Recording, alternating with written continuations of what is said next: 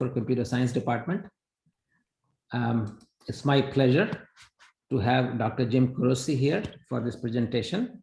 Dr. Kurose is a distinguished university professor of computer science at University of Massachusetts. He received his PhD in computer science from Columbia University and has held visiting scientist positions at IBM Research, Technicolor, INRIA, and Sorbonne University. From 2015 to 2019, Jim served as assistant director at the US National Science Foundation, where he led the Directorate of Computer and Information Science and Engineering.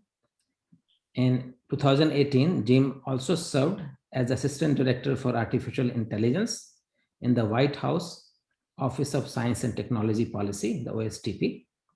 He's received numerous awards for his research, teaching, and service, including the IEEE Infocom Award, ACM SIGCOMM Lifetime Achievement Award, ACM SIGCOMM IEEE CS Taylor Booth Education Medal. He is a fellow of both ICM and IEEE and a member of the National Academy of Engineering. He is the author of the best-selling textbook, Computer Networking, a top-down approach, which also is adopted in many courses here at San Antonio and of course elsewhere. So it's really great. And I happen to be serving alongside Jim at the NSF. So it's really a great pleasure to see you, Jim, again. Please welcome Dr. Kurose to share his long experience and wisdom on opportunity for scientists and engineers in federal agencies. Jim. Great.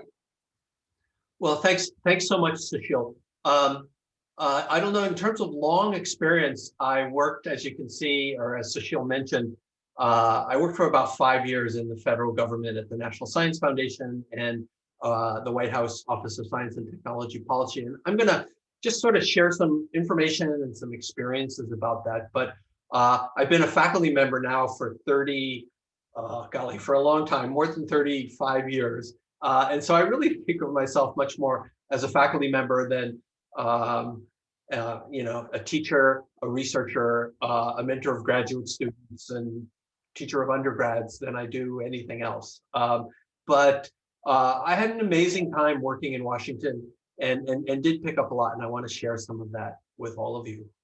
Let me say that as a teacher, and I taught about 100 students last year in my networking course, 100% online. What I really don't want to do is just talk and talk and talk and talk and talk for 45 minutes. And I assure you I could do that, but it's not nearly as good. So I'm going to try to break every now and then, and we can have questions and comments as we go along. So I hope that's okay. Okay. So here's what I'd like to talk about. I'm going to start off just by giving folks some basic information about working in federal science and engineering agencies.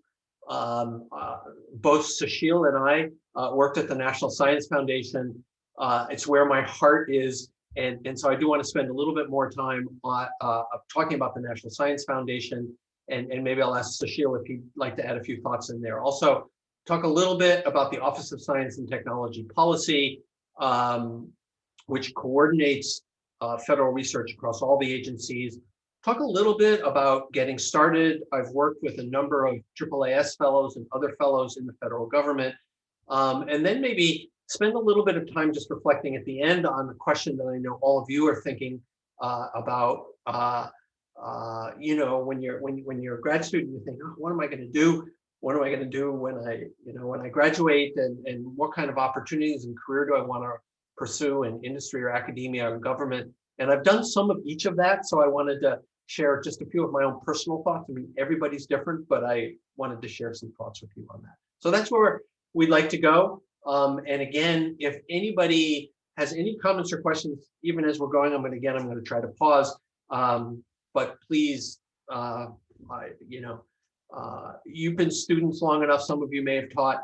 The last thing you want to do is just talk forever. So I really welcome comments and questions. Okay, so the first thing I want to do is talk about federal agencies, and your first reaction is going to be, this is like an alphabet soup.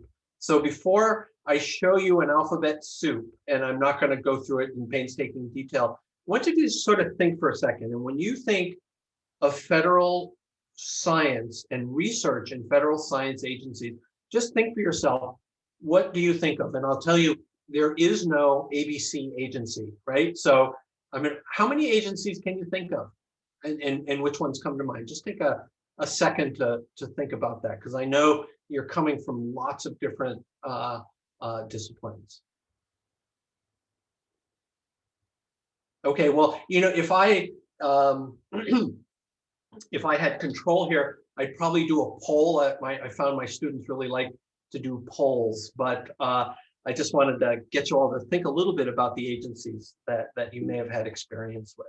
Okay, so well, for starters, there are. Jim, can I just interrupt for a moment? I've given you Sure thing. control, so you can. I've given you control as well, so you can do whatever you wish. Oh, okay. I didn't. You have to create a poll ahead of time, and I Okay. didn't do that, so that's okay. But no worries. So there are the independent agencies: the National Science Foundation, NASA, the Environmental Protection Agency, and IARPA, which is ARPA for the intelligence community. So they're not part of like a cabinet level organization. They're not part of mission agent. Well, actually, NASA is. I'll come back to that. Okay, so I'm just gonna put up. So the answer. Think about this. How many federal agencies do you think that are involved in federal research? Well, actually, the answer is more than 20, and I'm not going to go through them all. I'm just going to go through the areas. But agriculture has a very strong research culture. NIFA, which is an organization that Sushil and I and others in NSF and SIZE have partnered with in agricultural smart agricultural research. There's the Department of Commerce. So many of you have heard of the National Institutes of Standards and Technology. They have some amazing researchers there, Nobel Prize winning scientists who work at NIST. There's NOAA, oceanographic and aeronautics and atmospherics research done there. There is the Department of Defense. Probably everybody's heard of DARPA, the Defense Advanced Research Projects Agency, which is known for, I don't know, investing in research that is very use-inspired and just about ready to be huge breakthroughs. Their timing, their foresight is just amazing. And then the Air Force, the Army, and the Navy all have their own research labs, and the Air Force Office of Scientific Research, the Army Research Lab, and the Office of Naval Research. So, you know, the country invests a lot in defense. And let me say also, just sort of as an aside, sometimes people ask about the politics about working, you know, within the government, and I will tell you, especially I think working in a science agencies, you know, what side of the aisle that you came from really just didn't make a difference, and honestly, it never really even comes up in conversations. And so, you know, I don't have any, you know, political anything really to say here. And part of the job was not really being political and really sort of being out there and trying to do the right thing in the science research agencies. Okay, education has a research branch. The Department of Energy has national labs that you've probably heard about. There's the Department of Energy Office of Science, which has an amazing breadth of science, especially in the physical sciences. And there's ARPA-E. So it was one of the first ARPAs modeled on DARPA, in this case, in the area of energy. There's Health and Human Services. That's what we've heard all about.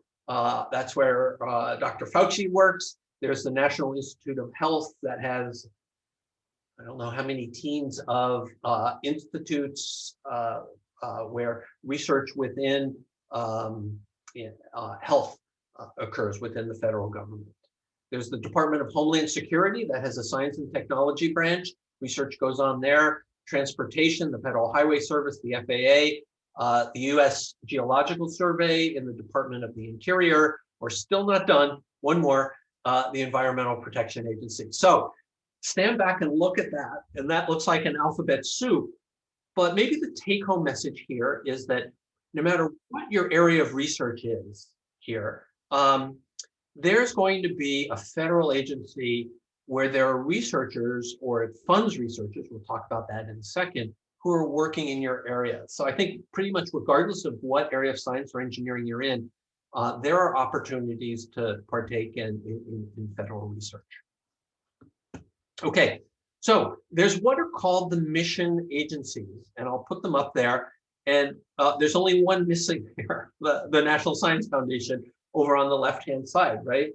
And mission agencies mean that your department has a scope in which it operates, or your agency, or like Department of Commerce, and that's where that's where you operate. So you won't find someone in NOAA. You'll find most of the atmospheric scientists there, but you really won't find many computer scientists there, for example, and you won't find energy people there. They'd be over in the Department of Energy, or maybe they'd be off at the National Science Foundation. So, and the type of research they undertake has to do with what the mission of their agency is. So, if you really care about transportation, working in the Federal Highway in the Department of Transportation is a wonderful place to work. If you care about healthcare, obviously, well, there's probably a few healthcare people there in Health and Human Services, but probably not a lot. And so each agency sort of has its mission, and you live sort of within your agency's mission. Okay, so what about the non-mission agencies? Whoops. Oh well, we're going to get to that in a second. Okay, so think about, okay, wonderful. You're a graduate student, you're getting a master's, you're getting a PhD, you're interested in research. What does that mean for the types of things that you can do in the federal government? Well, you can actually go and do research when you're at the agency. And so these are pictures that I just pulled from websites. That's the National Institutes of Health. I mean, they've just got amazing, award-winning, super best in their field scientists working in the National Institutes of Health. Same with the Department of Energy, same with agriculture. The one on the bottom is someone from Homeland Security. So you can go into an agency and do research, just like you're doing research now as part of your graduate studies. And this tends to happen a little bit more in the mission agencies. Well, you could manage research and help set research directions. And so this is a picture of the computer science directorate staff at the National Science Foundation where I was working. So this was a party we had. I just took this with my phone at one of our meetings. Sushil, I tried to see if you were there. I think you may have already left by the time I took that picture there. But yeah, most likely. But the folks who work at the National Science Foundation, except for they get up to a day a week to do their own research, they're managing research. They're setting research directives. We'll go into their job in just a second. But the scientists at NIH, they have their own labs, right? They're doing their research. They have their collaborators, they have postdocs, they have graduate students who work with them, very much like being in a university. The National Science Foundation, it's a little bit more about managing research, setting research directions within disciplines. And then finally, there's research policy, so how much what are the areas the federal government is investing in? When legislation comes up, maybe you're called on to help inform what the legislation is. And so this has a lot of interaction with Congress. And so I have some pictures there, actually, again, from my phone or things that people sent to me of when I worked at the National Science Foundation. I would a few times testify before Congress or go to meetings with congressional staffers or to help inform legislation. So those are the kind of three sort of, you want to be research active, you need to know about research. To do this, you can do the research, you can manage the research, you can be helping shape policy. And I would say, in my mind, that's the three sort of characteristics of what you can do. Okay, in terms of sort of broad interest in science and covering the waterfront, maybe with the exception of health, we have the independent agency, the National Science Foundation. So that's where Sushil and I and others have both worked. And I want to say a few words about that, about the National Science Foundation. This is our building. This is or was my building. And here's what the National Science Foundation, when it was chartered 61 years ago, was chartered to do, to promote the progress of science. So, if you ask anybody at UTSA, what does NSF do? They will say, and ask any faculty member in science or engineering, they'll say, oh, they fund research, right? Or hopefully my research, they fund my research, right? And so that's absolutely true, right? And that's the promotion of the progress of science. But at the National Science Foundation, the folks who work there also are charged to advance the national health, prosperity, and welfare, and to secure the national defense, right? And that's saying that, well, yeah, we want to push forward, we do want to push forward broadly the frontiers of science, but we also, in areas that matter to the citizens of the country, want to promote national health, prosperity, and welfare, secure the national defense. And for those of us in computer science, the notion of economic prosperity, national health, prosperity, and welfare, national defense computing is really, really tied up in that, as are the other directives.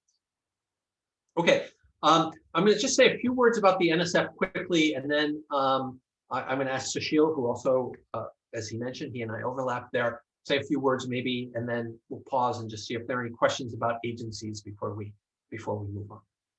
Okay, so just one quick slide on what the NSF does. It's an independent agency, not a mission agency. That's what that means. Supports fundamental research education and research infrastructure, so high performance computing, telescopes, ships, Antarctica experimental science bases, things like that.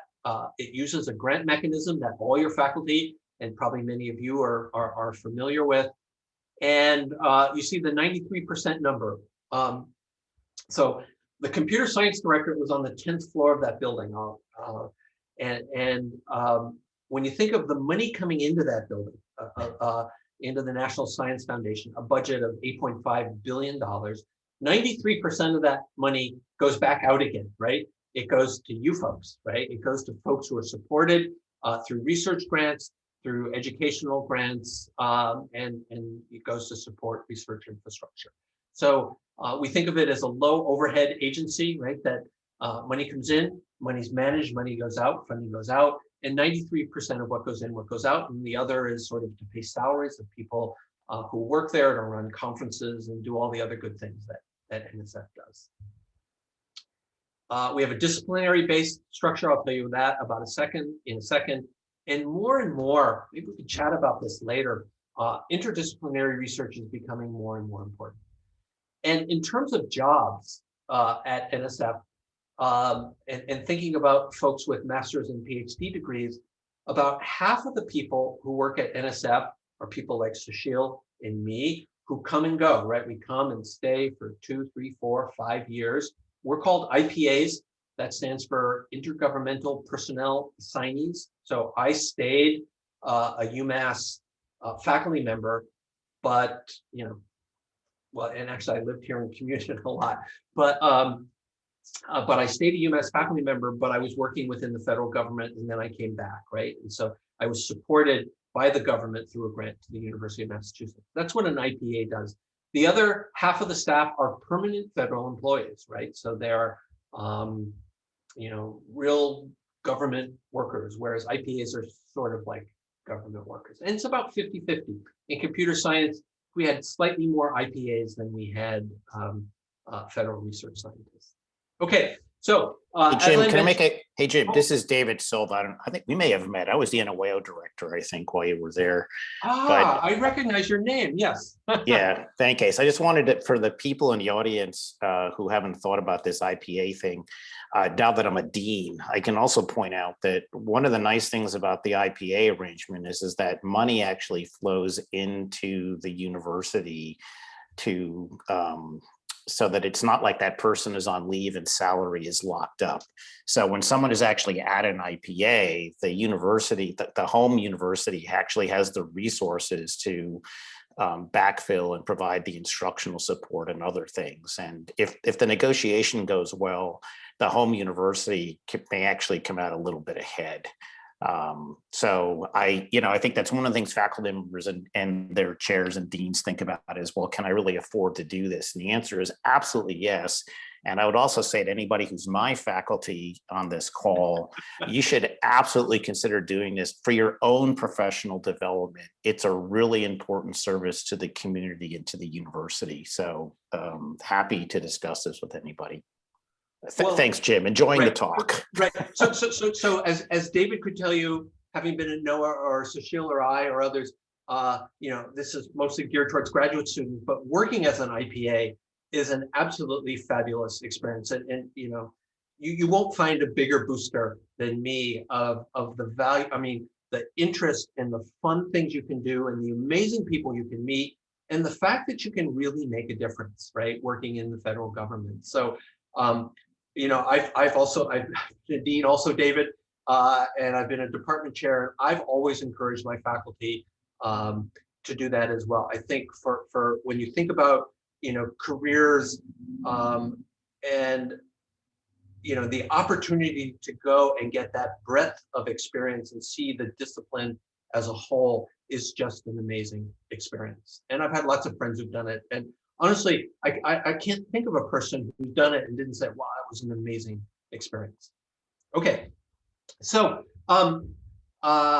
so to come back to the National Science Foundation, and then we'll pause and see if there are general questions. Here are the directorates, the 7 directorates of the National Science Foundation and integrative activities and the Office of International Science and Engineering. And so unless you're a biomedical researcher, in which case NIH is probably your home agency, as it were. If you're in almost any other part of science and engineering or STEM education, this is, you have a big home here in the National Science Foundation. This is a number that I like to show primarily because of the number you see at the bottom right-hand corner, 87% for computer science. So when you work in the federal government, you have to, every dollar that is spent through a federal agency is tagged, right? And so one of the things is funding for academic basic research. And actually, basic research is a well-defined thing. But NSF only supports basic research. So if you look across all of federal government funding in the STEM areas, you'll find, I'll give you the computer science number, the 87% number. 87% of all federal investment in computer science, basic research, flows through the National Science Foundation, right? The rest, the 13%, primarily through the Department of Defense and through DARPA. And you see the other numbers. There as well. Okay, so again, a very broad footprint and a very important footprint, I'd argue, given how important science and engineering is for our country, for all the reasons that we talked about. And here are just some numbers here. I'd mentioned that the agency budget is a little under $8.5 billion. For those of you who haven't written an NSF proposal, if you're a faculty member, I'm sure you have, NSF receives 41,000 proposals a year. About a quarter of those are funded, just sort of on average. It varies from one program to another. There are 1,800 funded NSF institutions and 306,000 people who are funded annually by NSF. And a lot of those are graduate students and undergraduate students as well, through fellowship programs and projects like that. Okay. So one last thing, how does NSF work? Again, folks who work at NSF, except for the maybe up to 1 day a week they spend working on their own personal research projects, they don't do research. They help lead the how NSF functions. So NSF issues program announcements. So everything is very, very transparent. If NSF is going to give out research grants, it must say to the general public, we have a program announcement in this area. This is, here are the requirements for submitting to it. And then that stays open for at least 90 days. And then folks like at UTSA, send in their proposals. So the responses come in. In addition to the program announcements, there are Dear Colleague letters and there are other forms, but just think of these as solicitations that come out from the NSF saying, hey, there's funding in this area, please send in your proposals. The proposals come in. NSF then conducts a competitive peer-reviewed process. And so, David, since I gather maybe a few of your faculty are there, I will tell you another thing that I always say to faculty, especially junior faculty, is that if you ever get a chance to participate in the peer review process, and actually I encourage people to send their names to program directors so that the program directors will invite them. It's a wonderful, it's an eye-opening experience to participate on a panel like that. So you can really see the process of how research is evaluated by your peers. Okay, and here's the review process. Maybe I don't need to say too much. I've said it all already. The opportunity is announced, proposals are submitted. As a program manager, one of your jobs then is going to be to read the proposal, to understand what's being proposed, to select reviewers for it, just like you submit a paper to a conference, it's reviewed, your proposal will be reviewed, there's a peer review process. The peer review process is only a recommendation, right? So at the National Science Foundation, the folks who work there as program managers generally have PhDs, they're experts in the area, they get recommendations from the peer review panel, they make their decisions, they talk to their division director, awards and declines are made, and then there's some final processing and an award pops out, or a decline pops out. Had my share of those, believe me. Okay, so let me stop there since I've been talking for a while. And the thing on OSTP is very short. I just want to say what it is, and we'll spend most of our time talking about getting started and just conversation. But let me see if there are any questions or any comments people have about types of jobs, federal agencies, what people do in jobs, things like that. So I'm just going to chime in really quickly. Okay. I echoed everything that you said and what David had mentioned as well. In fact, it's a great opportunity, especially where women and ethnic groups are underrepresented, to serve as IPA. So you really get into that process of how to apply for grants, just learn the inner mechanics of it. It's great for professional and career development, as well as for your research development, of course, when you get back. So all of the above are great, and review panels. In fact, Sushil Prasad just reminded me that we had met while I was on a review panel for NSF, which I had forgotten about until he mentioned that. But that's another networking opportunity where, as you're applying for jobs or you're looking for other avenues, you form those bonds and connections. And I think there's sort of an unexpressed outcome, which is very positive also. So just consider that as well. Right. So and because right in the sense also what you just mentioned about you get to know other people there. And I remember as a second or third year junior faculty, I still remember when I went to my first, invited to be part of my first panel, the people I met there. You meet more senior people, or then as you become more senior, you meet more junior people.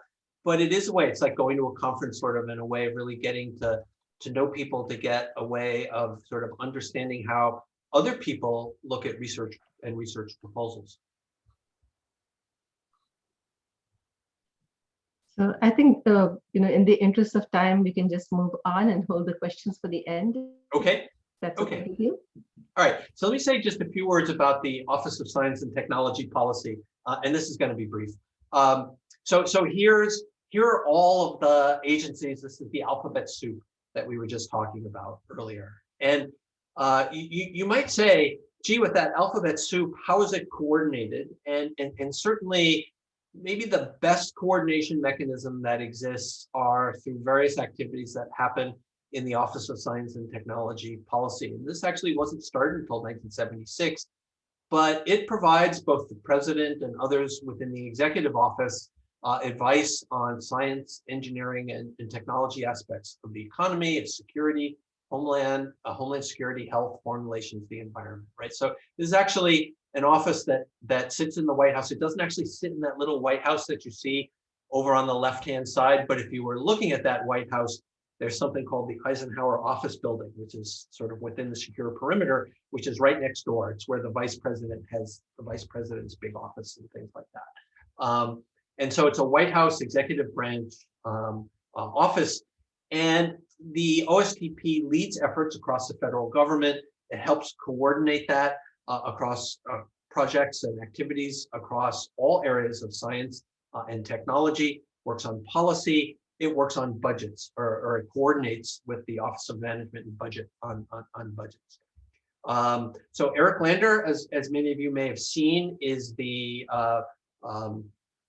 new director of OSTP, and the current president has raised this to a cabinet level position, which I personally think is a wonderful thing. I served in both the Trump administration and the Obama administration, and so David, you're from NOAA, so you probably knew Kelvin Drogemeyer. Kelvin and I, he was the previous OSTP director, actually were co-PIs on an engineering research center on collaborative adaptive sensing of the atmosphere. And so you get people coming into these science positions who, you know, themselves, like me, like Kelvin, like Eric Ledner, are you know, they're card-carrying scientists. They have their graduate students and postdocs, and they're doing research, and they're also working in the federal government, generally through the IPA program that we were talking about. Within the Office of Science and Technology Policy, there are also a number of science fellows, and I'm going to talk about that later. These are the committees and subcommittees. I didn't show any subcommittees. These are the committees, and I put science and technology first only because for research, that's where a lot of things happen. While I was at OSTP, we started a select committee on artificial intelligence, and the most recent is the Joint Committee on the Research Environment that had been started up. Okay, so that's what OSTP looks like. And let me say a few words about getting started, and then I'll pause again to see if there are any comments or questions, because you know, you folks are graduate students, you're becoming accomplished scientists, and you know, you're going to be thinking about your career and getting started. So I want to say just a few words about young scientists in the federal government and how I've had a chance to meet them outside of specifically their work in an agency. And the thing I really want to draw your attention to is a program run by the AAAS on science and technology policy fellows. And so here's the picture here that I pulled off their website of the 2020-2021. In computer science at NSF, I think we had maybe three or four AAAS fellows. When I was at OSTP, there were probably 4 or 5 AAAS fellows, and they work in all of the agencies in OSTP and sort of across government. And so these are amazing opportunities to learn firsthand. So they last for a year, maybe sometimes 2 years. And it gives you a chance to sort of come in and observe, and not just observe, but participate in meaningful ways in more about the policy side. So it's not quite as much to come in and do research. It's more on the management and on the policy side, to come in and understand about how policy is done. And you don't have to be junior to do it. You can be senior to do it. People do it at different points in their careers. It's a year-long assignment, and you can be not just in the executive branch, but also in Congress, in the legislative side, or on the judicial side, generally in DC. So here's what AAAS policy, AAAS S&T policy fellows do. You get some hands-on policy experience. You get paid. You get a stipend. You get to, I mean, it's like being an IPA, just a wonderful experience. The people you get to meet, the skills you get to develop, the breadth of sort of career opportunities, the breadth of the science that you see is amazing. The guy on the right-hand side is Erwin Gyansundani, who's the Deputy Assistant Director for Computer Science at the National Science Foundation. Sometimes I like to say Erwin and I were joined at the hips. or joined at the hip. And he was a AAAS policy fellow back in the day. He went to work for the Computing Research Organization, and then he came to the National Science Foundation. So here's a URL if you're interested. If you think spending a year or two in DC and learning some more and seeing some more and contributing to science policy, they're really highly recommended. So I wanted to point those out. Okay. Actually, okay, yeah. I wanted to wrap up with this, and then I'll see if there are any questions. First of all, you see a URL down at the bottom and bottom right-hand side. If you're ever wondering where are jobs advertised, like, oh, I want to work in NOAA, or I want to work at NSF, or I might be interested, where are things posted? Everything is posted on usajobs.gov. So it's just sort of the place to look for.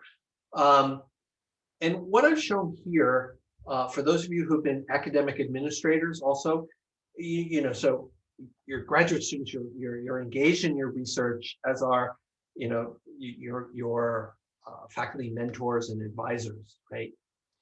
And when you sort of, as you move on in your career, you're continuing to do research, and then you might say, oh, do I want to do policy and management? And so I have a revolving door. That's not meant to be like a bad revolving door, in the sense that, you go into government and, I don't know, you go back into private industry and somehow private industry benefits. It's about this back and forth, moving between the research side and the policy side. And it's something that, you maybe a little early, but maybe 5 years from now, you say, oh, I remember that guy from UMass, and he said something about, working on research and then going into policy and then coming back to research or staying in policy.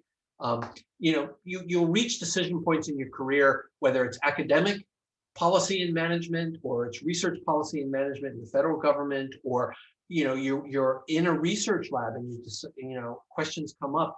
Do I want to sort of go up an administrative ladder or sort of stay on a research ladder? And it's just, I just wanted to draw people's attention to this distinction, because sometimes you're fortunate enough to go back and forth. So I feel like I was really lucky, as a department chair, but only for a short period of time. And then I went back to being a faculty member for, another 8 years. And then I was a dean for a while, but not too long. And then I went back to being a faculty member. And then I went to NSF for 5 years, and who knows what I'm going to do next. But it is possible to go back and forth.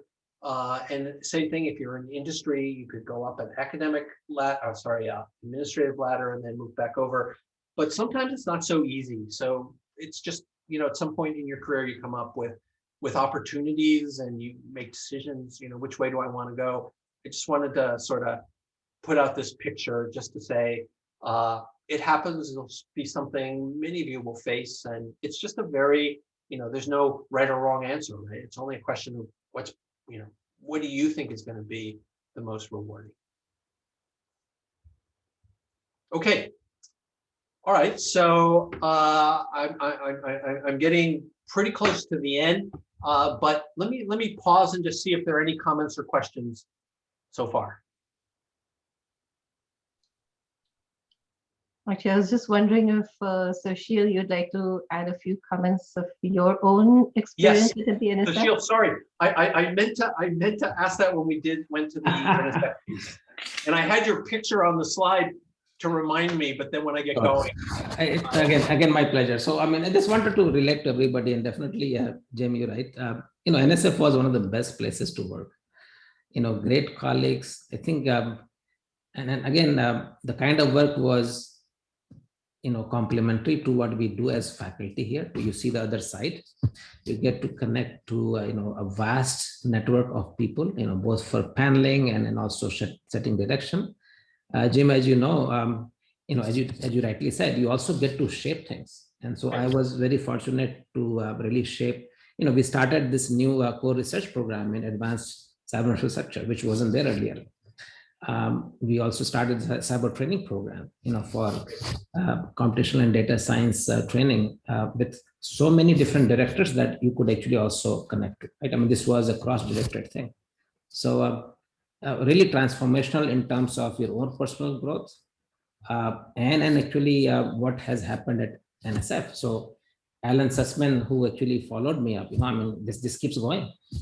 So it's amazing to see, your own thing, and also how the science really is getting at least some contribution from your side. I was going back and forth every week, right? I mean, every Friday I used to go to Georgia State, take care of my students, and again go back. It was very hectic.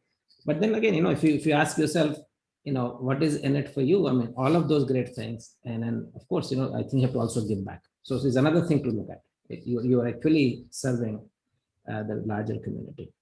So yeah, if anybody needs any directions or help, glad to help them. Connecting with early career faculty. I mean, this was amazing. I was one of the career award, the program director as well. So it was great. I think, Sushil, one of the things we all want to do in our careers is just have an impact and move forward things in the direction of good. And, I mentioned impact, and you talked about shaping programs. The programs that you worked on, take cyber training, for example. I mean, that wouldn't have existed if it weren't for you, right? And so you can look back on that and say, oh, golly, you see all the good that comes out of it. And if it had been somebody else, that wouldn't have happened. Would have been something else, hopefully good. But you can see the real impact of your work, and you can see the impact of your work on people as well, and on science as well. And for me, that's incredibly rewarding.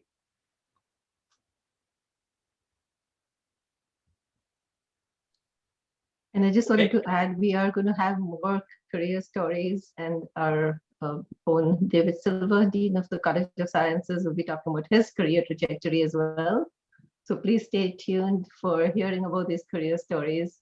I had also just posted in the chat that our graduate school website, the YouTube channel, has a featured talk by Dr. Shannon Heiberger, who is now an assistant vice provost at UTSA. She talks about her career, starting with her education as well, but her life as a AAAS fellow and how it prepared her for what she's doing now. So just wanted to chime in with your plug of the AAAS fellowship program as well. The AAAS fellows I've met are 201 amazing. They're all amazing. And, I've kept in touch with them also. Now I don't think any of them are AAAS fellows. Some are in government, some are working in nonprofits, some are elsewhere, but we sort of keep in touch. I know the AAAS makes a big deal about the AAAS fellow network, but the fact of the matter is you are going to meet some amazing people who are AAAS fellows. Okay, any questions or comments for graduate students? When I was a faculty member and I would teach and I wouldn't get a question, I would threaten to get down on my knees and beg for a question. And I've done it. I'm not going to do it here because it's not my school, and I'll embarrass myself in front of my own students, but not somebody else's students. But any comments or questions?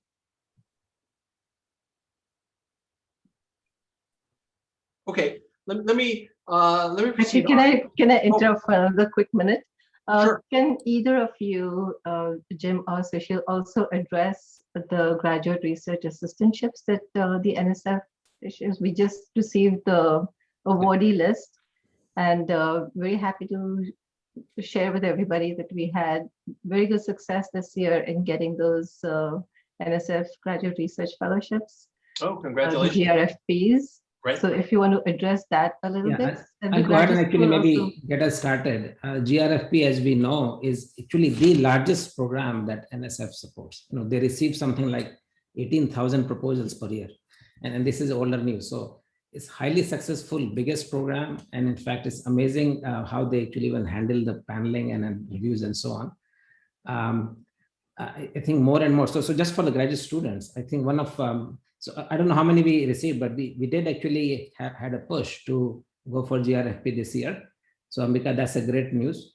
Idea really is to share, this is for everyone, to share what kind of research you are planning on at early stage of your PhD or graduate studentship, even in the late stage of your undergraduates. And you can propose that you can get funded for about 3 years, something to the tune of $36,000 per year. they do prioritize women and minority underrepresented groups, right? So it's really a great thing. And then you do work with your own advisor to formulate, the proposal, short proposal. And then if you're lucky, in fact, the money does come to the institution, and then you can work with the advisors, or you can also take other advisors and so on. Right. Jim? Yeah, it's an absolutely wonderful program. I will say that it is targeted towards U.S. citizens and PR, permanent resident visa holders. It's great. We talked a lot about proposal writing. In the sense, it's a mini proposal. I will tell you, if you Google my last name, and I think the title of the talk is 10 Things I Wish My Advisor Had Told Me. One of them is learn how to write, and learn how to write well. And so any chance you get to write a proposal to do something, I think is a great experience. And plus, if you're fortunate enough and you receive one of these, they're a great honor to have also. So congratulations on the list. I hadn't seen the list that came out. Yeah, it was released this morning. And actually last year we started this incentive program where we were incentivizing graduate students and their research faculty mentors to put together a proposal. We had a review process as well as help throughout on putting these together. I know individual colleges also did it, but our program, the Graduate Research Incentive Program, where we did this, of the 6 people who completed the program, 4 received the awards. So 4 of 6, so we're really happy with that. We were very pleased with that. So for the graduate students in this group, we're going to do that again this year. So please look out for those announcements. And the faculty who were not the research mentors, but who participated in helping, it's been really great to see that all of them came together to help our students altruistically, so to speak. So that's been wonderful. There have been other students as well who received this who are not at UTSA anymore, but are UTSA grads. So we are very proud of their successes as well. Right. That's great. Okay, so let me wrap up. I just wanted to wrap up with a few final comments here. I want to say it's so wonderful being a graduate student, and it really is. It's not, sometimes there are highs, incredible highs, and sometimes there are incredible lows, but it's a wonderful opportunity to be able to get a chance to really learn the process of doing research. And as you're coming out and thinking about what your careers are, I mean, it's something, so you could work in industry. I put 2 big companies there that I've worked for. When I was a graduate student, I worked at IBM Research. Because I live close by, and so I could commute up to it while I was a graduate student. My experience as a graduate student, I actually got to teach a course and just fell in love with teaching. So I just knew that I wanted to go and work in the university and work with students and to teach. And so I spent my career pretty much at UMass, with the exception of some time where I've gone off and worked for a company or worked at the National Science Foundation or OSTP. And it's a and when you think about academic institutions, there's such a range of academic institutions. I was really struggling because I'm a huge fan of undergraduate education and love it, and thought, teaching in a liberal arts college, small liberal arts college in New England would be a wonderful thing. And so I was looking into that too. And so, there's just a wonderful time that you've got so much opportunity, possibility in front of you, and lots of different directions you can go. And it's just a very personal thing, right? What is it that excites you the most, will give you satisfaction? So, okay, just a couple of quick things, and then I really am done. Some people ask me, and I'm sure the others who've worked in DC, why did you go to DC? And for me, Sushil mentioned giving back to the community, service, making a difference. And it's interesting, challenging, and fun. If you're looking for a good movie, this movie's way older than me even, Jimmy Stewart and Mr. Smith Goes to Washington, about someone who I think he went as a congressperson. But it's a great movie to stream if you've got some time on a weekend. But that's really why I went there. People ask how I spent my time in DC. I spent about a third of my time within SIZE, a third of my time within NSF leadership. Just because of the position I had, I interacted with the folks who were leading the other directorates as well. And then a third of my time working at OSTP. I did some work internationally with the Organization for Economic Cooperation and Development, the OECD, time with Congress, time with the National Academies, Computing Research Association, a third of my time there. So, I mean, how fortunate to be able to have so many interesting things and so many interesting people to work with. Just amazing. Oh, so some people say, ask, what was the most fun thing? You know, forget about, okay, incredibly satisfying, interesting people. What was the most fun you had? And so here's my number one opportunity. So David, I got to go to the South Pole, and the National Science Foundation runs a research facility there. Some very big instruments, a big neutrino, a kilometer by kilometer by kilometer neutrino detectors in the ice there. There's a big telescope there. And so as an assistant director, I went there a few years ago and got to meet the scientists there, learn about the research going on, learn about the infrastructure there. So that was number one, the most fun I really had the whole time. I'd mentioned I'd done some work internationally in artificial intelligence while I was both at OSTP and at the National Science Foundation. And the ability to contribute internationally was pretty amazing also.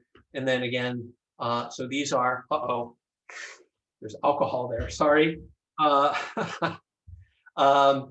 These are some of the other assistant directors for education, social sciences, engineering, geosciences.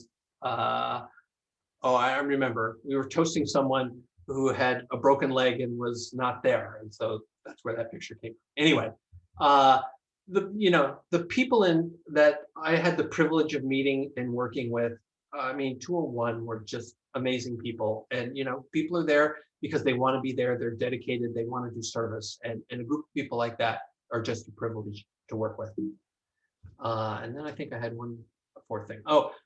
We can skip this. This is just activities within SIZE that happened here that happened that I think I'd call out, but I'm going to skip that. And of course, you've seen that picture before, the SIZE staff, program managers, folks who work on the 10th floor. And I think with that, I think I'm done.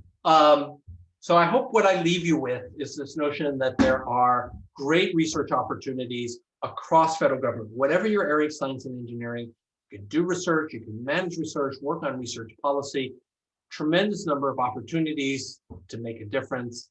And again, opportunities to meet and work with just amazing people. When I left NSF and OSTP, I don't usually write blogs, but here's a blog post that I wrote about my experiences working in the federal government. And actually, the only other blog I wrote was a daily thing when I was in Antarctica. So you can see that there too if you're interested in pictures of Antarctica. But it was an amazing time. I think, if you think it's interesting, there are just tremendous opportunities to be pursued there. So I think with that, thank you for inviting me. I always love to talk about wonderful experiences, and this classifies for sure as a great opportunity. And I hope you've taken something interesting away in terms of learning a little bit and looking at yet another possible career opportunity for you folks. This was absolutely amazing. Thank you, Dr. Kurose. Very informative, very engaging. So I'm going to turn it over to questions. There's a question in the chat. Most of the scholarships or research positions sometimes are only for US citizens or green card holders. As an international PhD student, what are the options at national labs for postdocs and research funding? Okay, so that's true. I think at the graduate student level, in particular in the GRFPs, those really are for permanent resident visas and citizens. With for research grants, no, that's not a requirement. And to work in the national labs, That's also, I mean, there's different security levels that you, if you work in a national lab that you may have to have. And there it may make a difference, but in general, it doesn't. I mean, you don't need security clearances to work in the DoD, in some places in the DoD, in some places in the national labs. And so it's less of an issue there. The place that if you were to ask me, is one most impacted about being a citizen or not being a citizen, it's actually as a graduate student in terms of what the programmatics that are open, the federal programmatics that are open to you. Other questions? I was wondering about the IPA that you mentioned. Uh-huh. Where are those on USA Jobs, or is there some other way to find that out? I believe, Sushil, maybe you know this better than I. I think we advertise on USA Jobs, and we advertise either permanent or IPA. And so sometimes, for program directors, we get both people within NSF or other agencies applying, so federal government employees as well as IPAs. And also my suggestion would be to sign up for the newsletters that every directorate typically has, they send it out. They don't spam you too much, but you get really useful information for such positions as well as NSF opportunity for funding. Right. That's always good. David, did you want to add anything? No, I don't think so.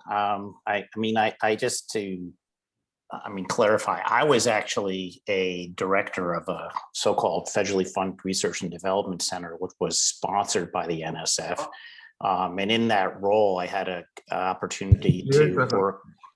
I had the opportunity to work a lot with people at Jim's level in my own division. But, just to sort of hit a few of those themes, I came away thinking, geez, it would have been great if at some point in my career, I could have worked as an IPA at the NSF or within the Office of Science at the Department of Energy or NASA. They're really cool jobs. They have different challenges. They have different stressors, I guess, than being on campus. But they're intellectually, they're pretty stimulating, and you have the opportunity to make a huge difference. So I'm really high on doing this. And as Ambika, as you said, I'm going to get to talk about my own nefarious career next No, month. that's not what I was. I just wanted to see if you wanted to chime in on the IPA. So David, yeah, the IPA thing is great. I highly support it. Yeah. So David, you mentioned well, you mentioned stressors. I will tell you that I found the job of being a professor more stressful than the job of when I was at NSF or at OSTP. And for the following reason, I felt that, every graduate student, there it's like, it's so intensely personal, and someone's career, and individual you're so intertwined with them, that I felt that, if I have 4 or 5 graduate students, it's 4 or 5 times an infinite amount of, time I could put in, right? Because you just want to be the best possible mentor you could. And somehow it seemed a little bit less time limited working in the federal government to me, in the sense that I could work an 80-hour week, but that was plenty, or a 60-hour week. And that week was, it was plenty. And with students, it always seemed like there's just an infinite amount of work one could put in, and one sort of wants to. Yeah, that's interesting, because I think I have a similar take on that. I find that as a non-traditional academic, I'm constantly amazed at the way there are these there's a lot of, it's because of the semesters and various deadlines. There's a lot of stress just from like, all of a sudden there's like 1,000 forms you have to fill out, or your student is in big trouble. And somehow that isn't that kind of, you work hard, but it's kind of smoothed out over time. I don't know how else to describe it, but again, Ambika's trying to shoo us off to our next meeting. Oh, okay.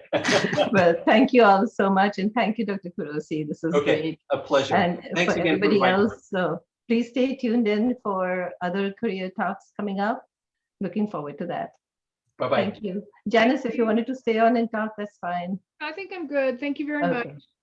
Okay, well, Thank thank you, you so everybody. much. Thank you, Jen. Bye-bye. This is Appreciate it. wonderful. This is awesome. I And see really you soon. appreciate it.